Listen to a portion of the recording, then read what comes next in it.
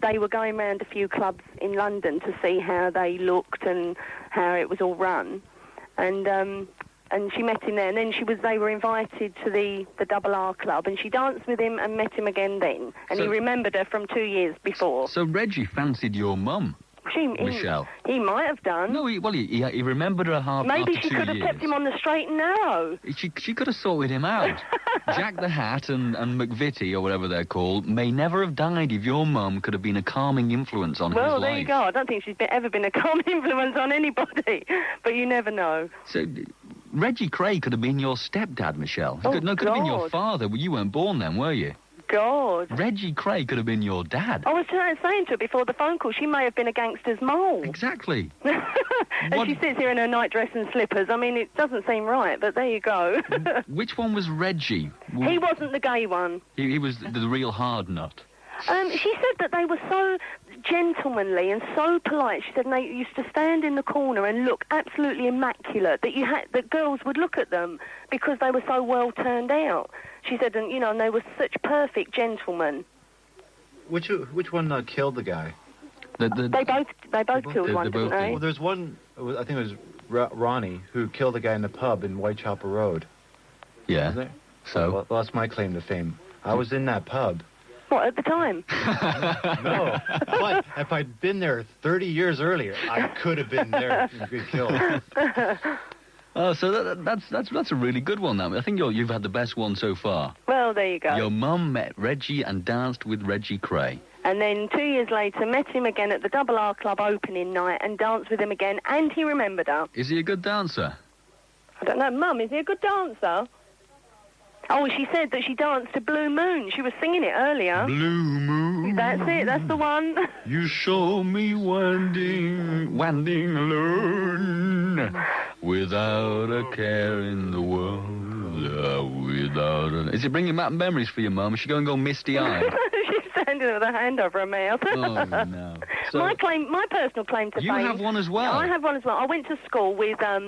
Gary Kemp and Tony Hadley. Who played the Cray Twins. Yeah, isn't that ironic? That is spooky.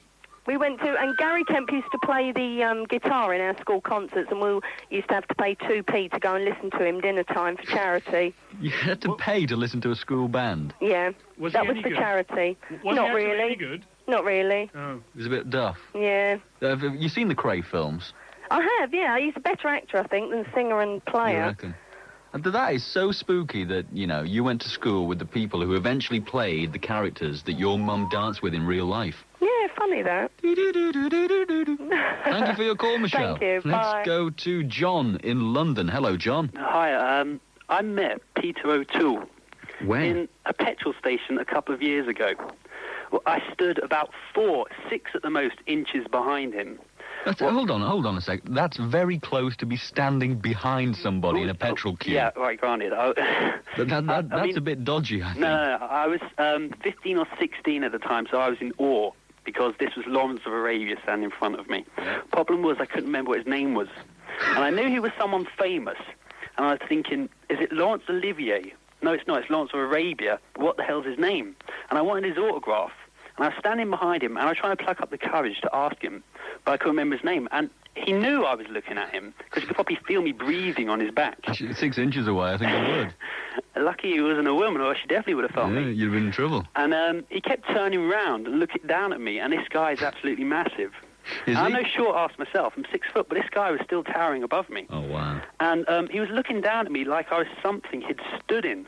He was a bit, aloof and arrogant, wasn't he? Oh, yeah, definitely. I I should think so. There's this weird bloke stood breathing on him. And, I had my school satchel and everything, and he bought a packet of cigarettes and £2 worth of petrol or something for his Morris Minor. He drives a Morris Minor? He had a Morris Minor. A battered old thing, or was it in good Yeah, nick? and he had a young girl in the passengers, so you don't ask any questions about that, No. probably his daughter. Probably his daughter. And he only bought like £2 worth of petrol, tight-ass bugger he was. £2, because that's the minimum amount of petrol you can buy, isn't it, in most garages, £2. And that's all he had. Exactly. Did you ever get a credit card for it? And he smelled of cigarettes as well, in case you're interested. Did you get his autograph? Or? No, because I couldn't remember his name and name. Well, and he must have known. But that's what I wanted, because I was only a little school kid. I mean, all you had to say to him was, "Excuse me, could I have your autograph?" And he will then sign it. The look he gave me. I mean, I was worried he'd pull out a sword and, kill me or something. Of course, because most stars are like that. You could see the harsh desert winds. I mean, you could see him in his eyes. That steely, I don't know what hell colour his eyes were, but it was steely anyway. And I mean, scared to death of him, but in awe of him. Indeed. Exactly. Sounds like a giant of a man. And he was absolutely massive. And he's really old. Is he? I mean, you could tell he'd been in deserts. Looked like a couple of tanks had driven over his face. Right. He was so old. I'll tell you, this one, it was so interesting, but I've also seen Daley Thompson every single time I go down my local park. He must kick there on a bench or something. Does he? Yeah, all the time he's down there. Every single time I go there. Still? I don't know, I haven't been there for a couple of years, All but, right. when you go to school, and he'd be jogging around, with his bottle of Lucasade and javelin down his shorts and everything. Of course. But that's all he'd do. That's all he does? All he did is jog around the park. Well, that's all he does in real life. He just, he's an athlete, he's isn't he? out of work and everything, isn't he? That's all. No, he's not out of work. I'll tell you what else. He does telly. Well, I haven't seen him on telly.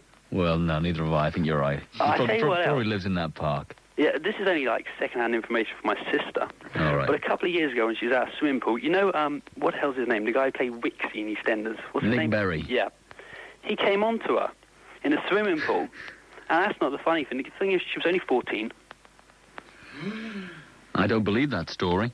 I swear to God it's the truth. No, I He think... probably didn't realise no. her age. I she swear. She looks older. Well, yeah. she looked 15 at the most. She was a little girl. No. I don't think so. I don't think that is the case. Let's take a commercial break.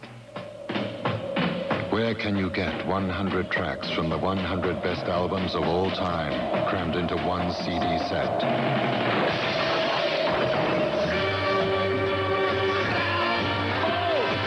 Artists like Deep Purple, Foreigner, Thin Lizzy, Free, Jethro Tull, and many more. It's called rock, but it's only available from Sounds Direct by Post, so get a pen ready. This 6-CD set has over 6 hours worth of original tracks, but it costs only $39.99. The 6 cassettes cost just $34.99. Both prices include postage and packaging. Allow 10 working days for delivery. To get your copy, call 0181 466 4621. That's 0181 466. This is Talk Radio UK on 1053 and 1089 kilohertz medium wave. My name is Wild Al Kelly. We're looking for your brushes with greatness. Who have you met that's famous? Or we've not had any, have you nearly made it big? Have you nearly been famous? Were you in a band? Were you the 6th member of Take That? And they booted you out, and you blew it. So do call us. 0345 1053 89 is the telephone number, and we have Rob in Telford. Hello, Rob. Hiya, Al. What's your story? Right, I've actually played American football with Pat Roach. If you believe that one. Pat Roach is the ex-wrestler, isn't he? That's him, Who was in Auf Wiedersehen, Pet. Yeah, the big guy. Which character did he play? Do you remember? It was Oz. It wasn't Oz, it was Jimmy Nail. It was the West Country guy, wasn't it? That's it, he played someone from the country, didn't he? Yeah, so he played American football? Yeah, well, I played for the team in Birmingham called the Birmingham Bulls in about 1986. I don't know if you've heard of them. No. They're one of the biggest teams in the country, actually, in the normal leagues. And we got a sponsorship with a big Midlands brewery. And they got Pat Roach interested. And he was actually playing. He was all right, but he just wouldn't listen to what you told him. And what did you try and tell him? Well, you try. People think, like, if you're big and you play American football, that's all you need to be. Just, like, be big. And it's a girls' game, or what have you. Yeah. But there's a lot of technique to it. And you try to explain these things to him, and he just wouldn't listen. And he got his shoulder dislocated playing against Nottingham. Served him right, really, doesn't it? Yeah, and he stunk of sweat as well, by the way. Most of the time. All the time? Yeah, well, I suppose everyone stunk of sweat, really. Yeah. But also, he never took a shower. He always zipped off at the end of the game. Well, he probably had one at home. I think that was it, Rob. He probably had one at home. Well, he turned up for training smelling the same as he went home, so I don't know.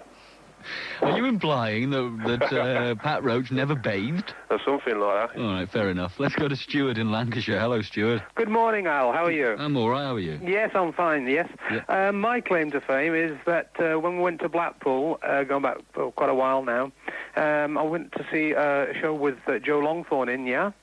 The great Joe Longthorne, yes. From here on in, you will refer to Joe Longthorne in The Great. The great mode, right, okay. Anyway, I went to see the great Joe Longthorne, and he was at the North Pier at the time, and he was running with his minder, and we was waiting at the stage door. And Hold on, Joe Longthorne has a minder. He's a minder or a manager, one of the two. He needs to be protected. Well, I find that hard to believe. No, that is the truth. Well, he was running with some other guy anyway. I don't know whether it's the manager or a security man or whatever. But anyway, he was waiting at the stage door, and there's a bit of a queue anyway before. And I asked him if we could have his autograph, etc. And he said, "How are you?" I said, "Well, I'm fine, thank you." He said, "Are you waiting to go into the show?" I says, "Yeah." So he signed he signed his autograph for us, and he said, "Well, come through the stage doorway." When we went to the stage doorway, we only had tickets for the inner circle, yeah? Yeah, cheap seats. That's right, yeah. And we got placed in front. In the very front row? About two rows behind, basically in the front, yeah. I find it hard to believe that any great Joe Longthorne gig isn't a complete sellout. Oh, it is a sellout, believe me. It was a fantastic show, Al. But 2 seats were free. Well, no, the seats in the front that I'm talking about, there were seats in the front that were still free, and it was quite early when we went. I see. Are you with me? Yes. And it was a fantastic show, and of course. Electrifying guy with the impersonations of what he does, like Shirley Bassey, Elvis, etc. So he's a really decent bloke and not only a talented vocalist. He's not stuck vocalist. up for nothing. He's right down to earth, just like yourself. Just like me.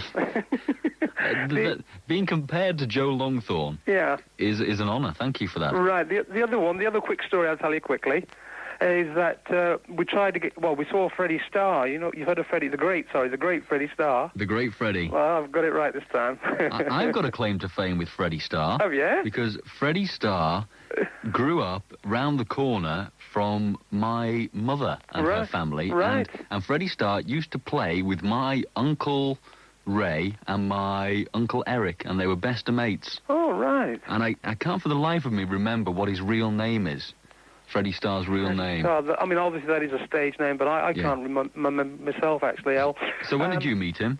And he was playing at the Opera House in Blackpool, and he was just absolutely electrifying. When we tried to get to actually get an autograph of him, we couldn't. There was too many people there at the time. We had to catch a train back home into Burnley. What a shame. Oh, it was a shame, because he's just electrifying on stage. I don't know if you've ever seen any of his shows. Well, I'm not that big a fan of Freddie Starr's, actually. No. The other one was, I'll tell you quickly. Another one? 3? Yes. Sheesh. And the other, I'll tell you quickly, because I know you're busy. Yeah. Was when I was living in Suffolk, that's where I come from originally. I've saw Noel Edmonds with his wife Jill in a place called, well, I don't know if I can actually tell you what the hotel is, can I? No, don't No, tell well, me. it was a hotel, a fairly big hotel in Suffolk, and Noel Edmonds arrived in a red Ferrari. His own red Ferrari? Well, no, it was Elton John's. Really? Yes. How do you know it was Elton John's, the plate? It was EJ on the registration, EJ1. Elton wasn't there as well? No, and at the back there was a big, gold piano in the back of the window area. A real piano? No, one of them... Pianos and PRs. One of them small ones, A pretty big Ferrari. But it was a very, very, really posh motor, and it really stood out a mile. Well, that's no less than Edmonds deserves, is it? And I'm going back quite a few years now, so obviously he's made a few bob. Yeah. But the point being is that I saw him, he was sitting he was going into the restaurant, he was at the bar with his wife Jill at the time, and then he went from there into the restaurant for a meal. And that was it? And that was it. You never saw him again? I couldn't get no autograph or nothing, no, because I think he must have went out the back or the side door. You didn't go and have a sniff around Elton's Ferrari? I had a look at the car, it was beautiful. I've never seen nothing like it. Did you break in? No, Why don't you go play the piano? Blind. You know what I would do if I was in that car park and it was dark and there was nobody around? Right. I'd piss on Elton John's Ferrari. No, Al, no. I swear to God, I would make sure nobody was looking. Yeah. And go round the front and on the bonnet, wee on it. Right. And I've done this before on cars in my dim and distant youth. Yeah, I don't believe you. and it dries. And it leaves a stain on the car. It's a lighter colour red or whatever. And it leaves a big stain of urine. And wouldn't that be great? Elton John comes back to his car and it stinks and looks like his name. piss. You spell his name. It's Big Elton or Big E. Yeah. But the difference is, Al, that because Noel Edmonds borrowed the car, Elton might think that it was Noel. Well, no. Stitch Noel up. Obviously, apparently, it was that Noel lent the car off Elton. and came down to Suffolk, for a drink and a meal with his wife. Wonderful story, that, Stuart. And the other one, quick one. Another one. Just quick one. Pete's sake, very quick. I was also, before this wonderful radio station started up, may I add, I put in a request on Radio 1 Yeah. to have my, it was my birthday, and Bruno Brooks was on in the morning. The great Bruno. Sorry, yes, the great Bruno. And I asked him to put out a request for me, and he did. And at the time, the record was playing was Seal, and he dedicated the record to us. And I taped that piece of recording. Well, Are you still there? that beats all of them, Stuart. No. The first one, Joe Longthorne beat No. Bruno Brooks, he's the real star. Let's go to Marianne in Worthing. Hello, Marianne. All right, Al. How's it going? Oh, it's going all right. You had your brush with fame. Well, it's only a slight brush, I'm afraid. I met Keith Harris in a nightclub in Oxford. Keith Harris? Bless him. Of Orville fame? Yeah, that's right, yeah. What was he doing in a nightclub as a punter? He was getting pissed with his girlfriend, actually. What's his girlfriend like? She like a duck? Always had his hand up. You've stolen my story, haven't you? Because we were just sitting there and we sort of saw him and that. And so we went up to him and went, all right, Keith, how's it going? And all right, Keith. His missus was there and she was only 20-odd. And we go, oh, is this Orville? And then he was like, well, no, it's my missus. I bet she didn't like that, no, did she? she did, but they sat in the corner all night and got a bit pissed, actually. It was quite good. What's Keith Harris like when he's drunk? Well, he's a bit sort of lechy, really. Really? Yeah. Was he leering over at you? Well, no, not at me. Oh, with his wife? Girlfriend, yeah. Oh, But, sort of touching her and stroking her. It's quite disgusting, actually. Really? But no, he's got a lovely sort of hairstyle, I seem to remember. Yes. It came out on TV, but it looked even better I'll in tell real you, life, if you want, this is my producer, speak. Hello. Hello. So you've heard him now and again. I have. We spoke earlier. He has got Keith Harris hair. See? Honestly, he has Did got. you get it from the hairdresser, or He's got a head. He's got a head like Keith Harris. It takes me, you know how long it takes me to get my hair like this? I have to keep my head in one position for 8 hours to get it to look like this. You sad man. So you can picture what we look like now, can't you, Marianne? I can. Al looks like Ted Nugent, and I look like Keith Harris. He looks like who? Ted Nugent. Who's that? Exactly. Oh my God. Right, I'll let you get off anyway. Oh, thank you. You're so generous. I'm very boring. I know. See you later. Bye. Bye. Sally in South Wales, hello. Hello there, Al. Hello. I phoned in before, but maybe you won't remember. No, I don't remember you. No. Well, my claim to fame is with Fraser Hines. Now, he plays... You should remember him in Emmerdale. Which carriage? Is he one of the Sugdens, isn't he? That's right. Yeah, he was in Doctor Who as well. That's it. He played Jamie with the second Doctor, Patrick Troughton. How very interesting. Thank you for that, Kev. So when did you meet him, Sally? Well, actually, my sister was going out with him. Really? I'd better not mention any names. No, you can name your sister. I'd better not. Hold on. Kill me. Was he married at the time or anything like that? No. Is this before he was famous or when he was famous? I think he just began his career. And so, how did it all come to a horrible end, Sally? Why did they split up? Well, the usual sort of thing. Maybe they didn't get on. But... You could have been Fraser's sister-in-law. I could have been. You came that close, I know, Sally. he adored me. Did he? And he gave me a lovely little cuddle once on a train. Oh, I see what it's all about. It's one of these kinky sister threesomes. That's what he was after. No chance. Why not? I was all insecure and, how can I say, dumpy and... Oh, no. Doe-eyed, and I think he sort of took pity on me and he You were liked really me. starstruck by him. Yes. Is your sister or you still in touch with him? No, it was a long time ago. Oh, what a shame. Well, why don't you write to him? I And have say, no idea. I think he would love to hear from me. I think you would. I mean, just think. He receives a letter. It says, this is Sally in South Wales. Remember my sister and I had a real crush on you. And he'll probably send you a signed photograph back. I don't think my sister would ever forgive me. Why not? Was it acrimonious, their split? I think so. I never interfere. Anyway, there's Willie Rushton. You've met Willie? Gorgeous William Rushton. What's Willie like in real life? Lovable, funny. It was only for a little while. I was working in Barker's, the electrical department at the time. Uh-huh. And I got talking to him. He was my customer. What was he buying? Maybe a light bulb. I cannot remember. All right. It was all... I must have been about 15 or 16 at the time. This is... How long ago is this, then, without giving away 20 years ago. So this was when he was a great comedy figure of satire and whatever, a real TV star? Yes. Did you touch his beard? No, I just spoke to him. Oh, come on, you must have reached out a hand and tried to stroke him on his chin. No, I told him about my little pet, and I said, you'd love this little pet. I take it around with me wherever I go when I'm not working, a little parakeet, and I said, it's got one wing shorter than the other. Yeah. And there and then he decided to imitate this poor little parakeet. It must have been hilarious, Sally. It was. So what a guy. He sort of flapped his arms about in a funny manner and disappeared off. That's why he's a comic genius. Oh, it was lovely. My mother has met him. Yeah. And she worked in Oxfams in Kensington. He popped in there one day. Yeah. And I said, Mum, if ever you see Willie Rushton, ask him, does he remember meeting a young lady who worked in the electrical department of Barker's? And does he remember this? I'd love to know. She never met him again after that to find out? I don't think so. I think she might have seen him. We'll broadcast an appeal for you. Thank you for your call, Sally. If Willie's listening right now, as he may be, getting some ideas for scripts and songs and gags, and you remember Sally in South Wales and your parakeet impersonation, which sounds like a zenith in comedy, then do call us 0345 1053 89. You're listening to Talk Radio UK, the talk of the nation. And we're looking for your brushes with greatness story. Have you ever met anybody famous, or were you nearly famous? Call us and tell us. It's the talk of the nation on 1053 and 1089 medium wave. This is Talk Radio UK.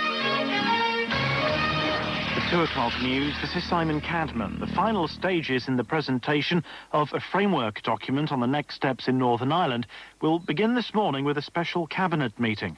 The proposals agreed by the Irish and British governments will be presented tomorrow in Northern Ireland. Des Fahy reports. The Cabinet will be presented with the final version of the framework document. They'll have to approve it, despite the doubts of some pro-unionists around the table, such as Lord Cranborne, the leader of the Lords. After question time this afternoon, John Major will brief the DUP leader, Ian Paisley, on the document, but he's already decided it's poison. Then begins the campaign to win the hearts and minds of Northern Ireland, if necessary, over the heads of politicians. Des Fahy, Westminster. Private Lee Clegg's been discharged from the British Army. The 26-year-old paratrooper serving life for the murder of a Belfast joyrider plans to contest his dismissal.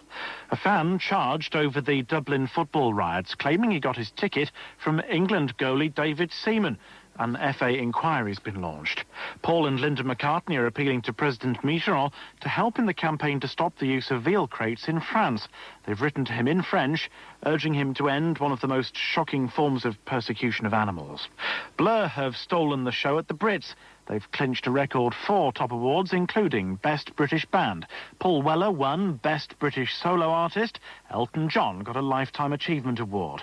People took Best Dance Act. Leader Mike Pickering says they'll take good care of the winning statuette. We lost last year's, and they've just given us a replacement. We lost it on the night, so we're going to leave it with Heather because she's the most fastidious among. I might let my mum keep it on her mantelpiece. Madonna kicked off the big night. She says it's been great to be in Europe for the prestigious ceremony. Because I just always have so much fun when I come here. To try and do something different. I mean, I always like to have an adventure, and I was coming here anyways to do a show in Germany. Really great music comes from London, and I think the people here, I think they appreciate great music. Independent Radio News.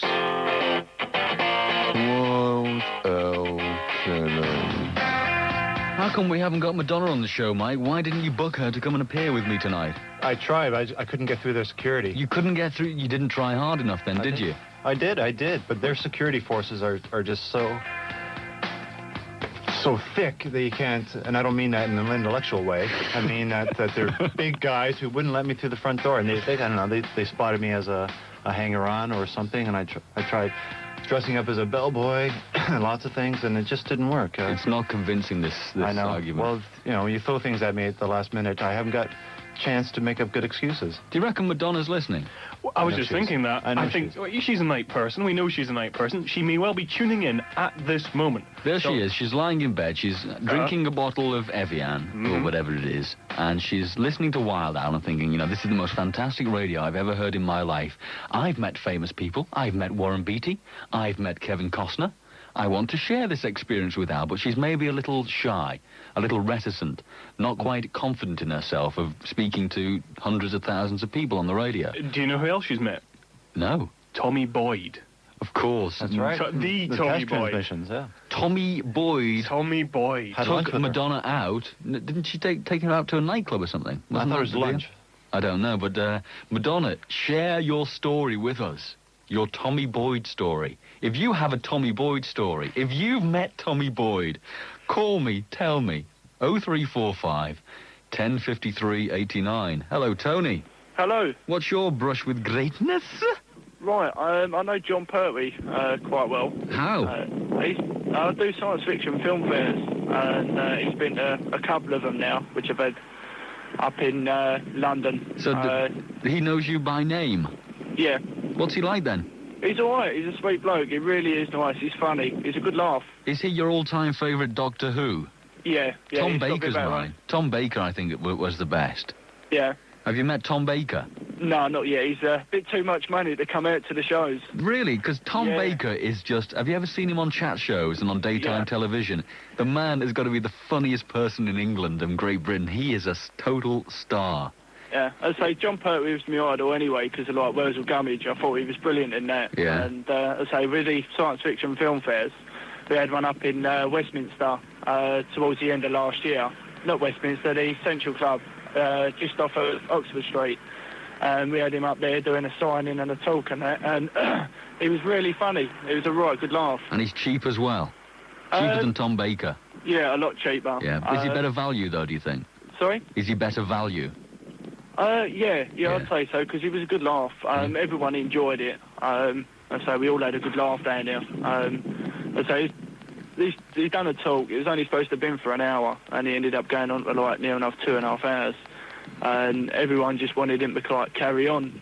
But obviously if he did, then we wouldn't be able to do no signings for autographs or anything like that. And he enjoyed it, and he said he's coming back again next year. We've got him doing a show up in Basildon. All right. Let us know, and I'll come down and introduce myself to him. Right, yeah. I look forward to that. I'll give you a bell and let you know. Also, I've got a claim to fame as well. What's that? I was in the Basildon Express and other local papers around here. It goes around Canvey Island. There was me and a few others. I was in a Mark II Dalek. Mates were dressed up in a Sea Devil, which was my brother. Mate also was dressed up in the Cyberman suits, which was for this Basildon show. We was in all the papers for that. Wow. I have a question. Yeah? Are you an anorak? No. Yes, you No. are. You sound like one. You're a Doctor Who anorak. No, I ain't a complete fan of like Doctor Who. I'm into science fiction and films. Anything to do with sci-fi. You're a man who's driven around Basildon in a Dalek. Don't you think that qualifies you as a bit of an anorak, Tony? It's nothing to be ashamed of, is it, really? I wouldn't say that, no. Believe it or not, they are not for a few bob, the Daleks. They ain't cheap. It's good fun, and you can earn plenty of money out of it as well, which is another reason why I do it. Wonderful. So, thanks for telling us your story, Tony. We'll go to Fiona in Stratford. Hello. Hi. What is your story you wish to share with us? Well, back in about 1991, I met Alice Cooper at a signing session, and it was quite unusual, actually, coming face to face with him. He's really, really tall. Is he? Yes. Is he just like he is in the Wayne's World films? Is he a highly intellectual, serious man? Well, he didn't really say much. Just, oh, what have you got here for me to sign? And what? But he's really, really friendly. Yeah. And I put my arm around him. Oh, you didn't, you Yeah. tart. You slapper, Fiona. You're a complete stranger and you put your arm round him.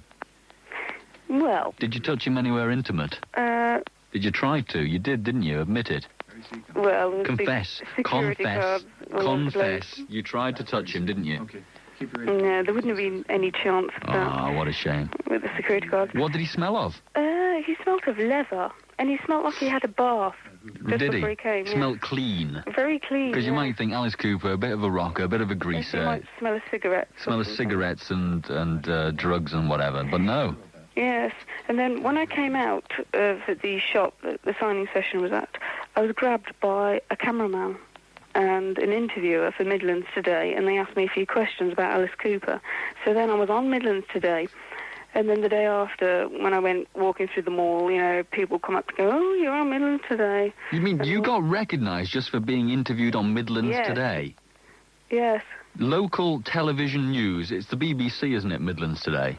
Yep. So, and people stopped you in the shopping centre, said they Yeah. recognised you. Yeah, Did they want your autograph? I shouldn't think so. I shouldn't think so. But people were joking in shops, right at the record store. "Oh, should we make a signing session for you?"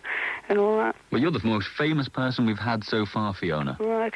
And my mom dated, what's his name, the comedian, Dave Allen. That's it. When was this? A long time ago. A long time ago, in the 50s. And what happened with it? Why did it go nowhere? Well, she refuses to tell me, you know, a lot of things, but she said he was fun to be with. Yeah, he I had could. a sense of humour, and he was a gentleman. And have you seen him on TV? Do you know what he's like? Oh, yeah, I've Yeah. seen him. So would you like him as a dad? I wouldn't have minded, because he makes all the jokes about the Catholic Church. Yeah, I think. And when I was young, when I was forced to go to church by my dad, and he was a bit of a Catholic. Dave Allen wouldn't have made you do that, would he? No. Dave Allen would have let you skip church. Yeah, because I would laugh at the priest and that, because I'd think up gags happening and all that, and I'd get told off for laughing after. I think you missed out there. Dave Allen should have been your dad, Fiona. I'm sorry. Right. Okay, thanks for your call. Let's go to Simon in London. Simon, Hi, Al, speak how to are you? me. I'm very well. You well? Good. How do you follow Alice Cooper and Dave Allen? I don't know. It's going to be difficult unless you mention the words Charlie Drake. Then that's all we need to know. No, I'm sorry, Charlie Drake isn't on the menu, actually. Damn. Shane Ritchie? Shane Ritchie? Sorry? Shane Ritchie? No. Philip Schofield. Come on, Philip Schofield. You must be Philip Schofield, no? No, I'm sorry. I can't help you there. I don't know. I met the Queen, actually, Al. But it was a while The back. Queen or a Queen? The Queen. The Queen, right. The very one. When I was at school. And I was editing an alternative magazine. And she was introduced to me. And I was introduced as the editor of this magazine. And she said, "Is it scandalous?" And we were told to call her Ma'am, rhyming with ham. And so... Is that how you to remember it? It's not Mom, it's Ma'am. It is, I know, it's a tough one to remember, I know. Ma'am rhymes with ham. You went to a pretty rough school then? I did, it was a tough one. It sounds like it. You had to be told what rhymes with ma'am. No, with ham. I know, ma'am rhymes with ham. It does, yeah. And, everyone thinks you should say Mom. Yes. And apparently you shouldn't. Well, now we know. Next time we meet the Queen, Mike, we'll be able to address her properly. Right. Well, no, I'm afraid I'll get nervous and call her ham by accident. Yeah, Pleased to meet you, ham. That was on our minds. So what was she like? Was she pleasant? She has to be, doesn't she, really? Yeah, she was very pleasant. What did she smell of? I didn't really... You didn't lean over didn't really have a sniff. She's very short. How short? You see her on the television, and you think she's a bit taller. I don't know if television makes you look a bit taller, but Yeah, I think it must do. She was quite short. Very pleasant. Did she touch you? Did she? No. No, she didn't. I didn't mean that in a sexual, perverted kind of way. I'm being looked at in the studio as if I've just committed treason. I meant, did she shake your hand or place her hand on your shoulder comfortingly? No, she sort of smiled and nodded in a sort of fairly regal manner. Were you listening to my programme last night? What do you reckon the Queen looks like naked? Did you fantasise about this afterwards? I didn't hear that bit, I'm afraid. You Al. did, didn't you? After you met the Queen, you ran home, locked your bedroom door, and wondered at the back of your mind what Ham Queen looked like in the niff. Admit it. Confess. Admit it, Simon. To be honest, actually, Al, I didn't. But no, we believe him? But now you've mentioned it. No. You did. You did. Talking of people naked, I saw Kim Wilde the other day. Naked? No, unfortunately not. She came to a party at our house, which is quite unexpected. Kim Wilde went to a party at your house? That's right, yeah. She a friend of the family? She sat. With the legs open? She sat in our, on our kitchen, the thing where you put the washing up. Doing what? Talking to people. Why was she visiting your house? We haven't washed up since. Why was she visiting your house for this party? She came to a party with some chap, and... Who's the friend of your family, then? I'm not going to be indiscreet here. What do you mean? Come on. Yes, you are, Simon. You know you want to be. I'm not actually. So, is Kim Wilde a friend of your family's? No. No. But she sat in the washing up bowl. Well, it wasn't actually in the bowl. You know, you have the basin, and then you have the bit where you put all the glass in. Let me put something to you. She sat on the draining board. And the draining board, that's the word. She leapt off. She went to the toilet for doing a Kim Wilde wee. You went to that draining board and you sniffed it, didn't you, Simon? I didn't, actually. You went there, you put your nose against it and went... just to smell what Kim Wilde's bum is like. Admit it. Confess. Al, I can say with my hand on my heart... that you did. I thought so. It's David in Edinburgh. Hello. Hi. He sniffed Kim Wilde's bum, didn't he? I think so. I think so. What's your claim to fame? I had a close encounter with Rod Hull. Rod Hull? Yeah. Emu or emu-less? Emu-less. Oh, no. What's he like in real life without emu, then? Well, not very nice, really. Why? What did he do to you? Well, nothing to me personally. He was in a queue in Bristol at the Mary Rose thing. Oh, he was at the exhibition of the ship? Yeah. And this young lad asked him if he was who he thought he was. And Rod Hull turned round and said, well, that depends who you think I am, and stormed out. Just rushed away? Yeah. And what was this poor lad left? Devastated and humiliated in front of dozens of people? That's right. I hope Rod Hull is satisfied with what he's done to that child's life. He's ruined it, hasn't he, David? I think he has. Why didn't you chase after him and say, oi, you, Hull, no, stop it?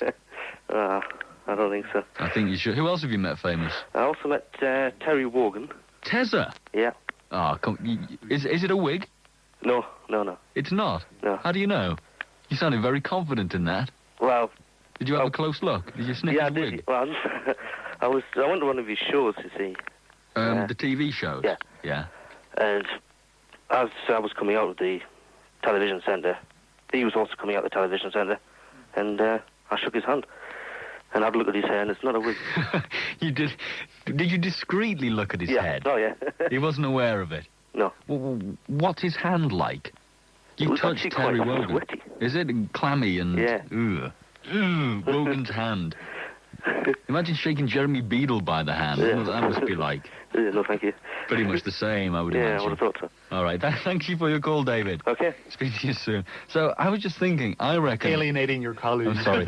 I reckon Kim Wilde's bum smells of roses. I was just going to say that. I was going to say daffodils. No, roses. Peaches and cream. Peaches and cream. So, celebrity bums. What do they smell like, folks? You know, Al. What? She could be listening. No, she couldn't. She could be. No. If Madonna could be listening, so could Kim Wilde. No, Kim Wilde would be in bed. She probably goes to bed about 11 o'clock, gets a good 10 hours sleep. Well, you never know. No, I do know. Kim Wilde is not listening. Oh, well. She's on line 6. So if you want to call us and join in this evening, it's really straightforward. It will only cost you the price of a local call from anywhere in the United Kingdom.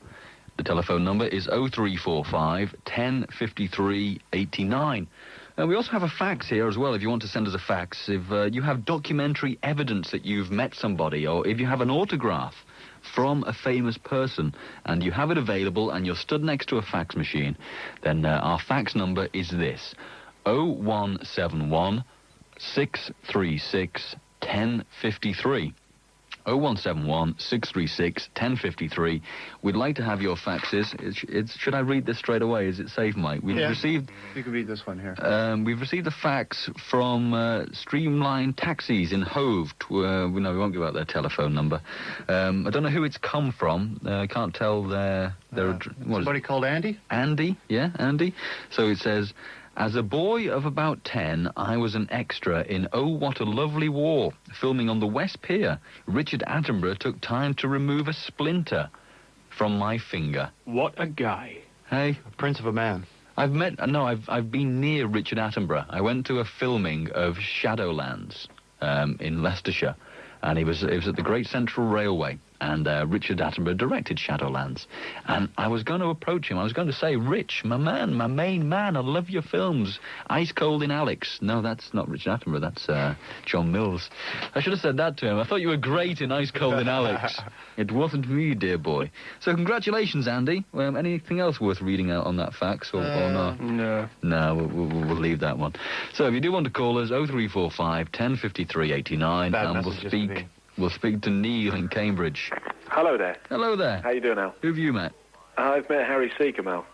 The Harry Seacombe? The big fat man himself. No, that's a hopeless Harry Seacombe. Can you do Harry Seacombe, Kev? No. Can you do Harry Seacombe, Neil? Sorry? Can you impersonate Harry Seacombe? Not without a very large amount of cheeseburgers in front of me, no. So where was this? Where did you meet him? Well, strangely, actually, it was on a plane it was actually coming back from Palma in Mallorca back to Heathrow about, I suppose it must have been about 8 or 9 years ago. Were you sat next to him? I sat next to him, and that's not the end of it. He did not eat his meal, and I asked him if I could have it. You had the nerve to scadge a meal off Harry Seacombe? I think it's also I had the very rare chance to scadge a meal off Harry Seacombe as well. Was he impressed with you? He didn't seem to pass that much judgment. I just saw it was sitting there, and I said, do you mind if I have your meal? What was it? A chicken salad. A chicken? And why didn't he want it? Did he explain? Or maybe he's on a diet that nobody knows about, you know. I can't believe Harry Seacombe would pass up a chicken salad. Well, it's absolutely true. Did you speak to him for the whole flight, or just that one moment? Well, this is the thing. I didn't actually know who he was until my dad pointed it out to me that this was Harry Seacombe. My dad's obviously from that era, slightly more than I am. How old were you at the time, Neil? I suppose about 8 or 9 years ago, I was about, 16? Oh, right. So I didn't know who the hell he was, you know. No, really? But yeah, so... Pretty impressive, that. You've eaten Harry Seacombe's meal. That's a rarity, isn't it? Yeah, I think it must be. There's got to be a first. We also need somebody to come on and impersonate Harry Seacombe, because do you know who we're talking about, Yeah, Mike? he's from the Goons. Yeah, he's from the Goons, but if you can impersonate Harry Seacombe, we want you to impersonate Harry Seacombe asking Neil if he wants his chicken salad. I'd love to hear that, wouldn't you, Neil? It would bring back memories for you. I'd love it. I've also met Chris Morris from the Day to Day programme. No. Our good friend Chris. We don't like... See, the Harry Seacombe? I can do it. We don't like Chris Morris. He slagged me off in the press. What? What did he say? Oh, he said, Wild Al, need I say more? Oh, was that The Independent? Yeah, that was the Independent article. He was actually quite a nice bloke. Is he? You met him? Yeah, I Oh, met of course you have. Well, so what's it? I heard he's a bit of a git, they say in radio circles. A git? Yeah. Oh, he seemed quite nice. I mean, it was in a cafe down the back of down near Broadcasting House, and I just said I spotted him. I thought it was him, so I went up and asked him if it was him, and he said yeah. And what, did you chat, or was that it? No, he wasn't much of a conversationalist, but I mean, he wasn't rude, but he wasn't much of a conversationalist. Yeah, that's what I heard. He's a bit full of himself. Really? Yeah, he thinks he's the big I am, the be all and end all. He's getting on quite well, though. Yeah, he's doing all right. He can't get a job in radio because he's crap, but he's doing all right. Hasn't he just done some radio work? Yeah, but he got sacked for it, didn't he? Did he? Yeah. Oh, God. So, are they going to do any more day-to-days, do you know? I hope so. It's a very funny programme. He's very good on the day-to-day, isn't he? Yeah, I loved it, yeah. Yeah. I really enjoyed it, and I liked Steve Coogan as well. Yeah, wonderful. So, you've met Harry Seacombe and Chris Morris. And only about a week ago, I was in the West End and had a table next to Damon from Blur in the pub. Ooh. Is that... I'm not really into the indie scene. Is that pretty impressive? Well, they've just won about 5 awards at the Brits tonight. Oh, I see. And you had the table next to him? In the pub, yeah. Did you eavesdrop on his conversation? Not really, no. It's quite noisy in there, but he wasn't with anybody else in the band. I think he was just mingling with the media as such. What did he smell of, Neil? What did he smell of? What did he smell Are we going back to Kim Wilde's bum? No, we're talking about this bloke from, what's his name, Damon? Damon. Yeah, well, what did he smell like? You were, a matter of inches away from him. Feet, I would say, but I suppose the aroma in there was of fag ash and kind of bitter. Whether it was him or just the general pub scent. Well, he's a wild rock and roller, isn't he? So it probably was him. It probably was, yeah. Good old Essex boy. Of course. Thanks for your call, Neil. Thanks a lot. We shall go to Larry in Islington. Hello, Larry. Hiya. What's your claim to fame? Well, I met Rupert Murdoch. When? About 2 years ago. I was on the Acropolis in Greece, and I met him on holiday. You mean Rupert Murdoch has the culture and the breeding to visit the Acropolis in Greece? Indeed. What was he like then? Because he's supposed to be a bit of a bastard, isn't he? Well, I asked him about, I said hello and everything. I was a bit shy. And I asked him about radio, and he said sort of radio had basically gone through a severe sort of pressure of rigor mortis. And I thought, well, what can you say? You obviously work in radio of some form, do you, Larry? No, indeed not. Why on earth would you approach Rupert Murdoch and ask him about radio? Well, it's just because I follow what he does in the papers and whatever, and it seems to me that, he basically comes up with Sky. I mean, there was a programme on it tonight that sort of sparked me to ring you. He sort of does television all the time, but he doesn't pay much attention to radio, etc. And I just was wondering about it, So he wasn't just an offensive Aussie git, was he quite a nice bloke? Very arrogant, like Rupert Murdoch is God, sort of arrogant, yeah? Really? Yes. But what the hell? And then he ran over my dog. I'm from the Church of Free Association. Call 0800. Oh, no. Let's go to John in Cowdenbeath. Hello. Hello. I only know Cowdenbeath from the football results. Oh, yeah, everybody says that, don't they? How is the team doing at the moment, Well, John? they're lying about 4th or 5th currently just now. In which division? Oh, the bottom. The fourth in the bottom division. Yeah, that's right. They're the worst supported team in Britain. Really? Yeah, that's right. About an average crowd of 250, I think. Do you ever go? Occasionally. You've been? Yeah, I have been. What's it like? It's like a wake. Well, the matches are quite emotional, you do your shouting and that, 250 of you? Yeah, you can have a conversation with the players.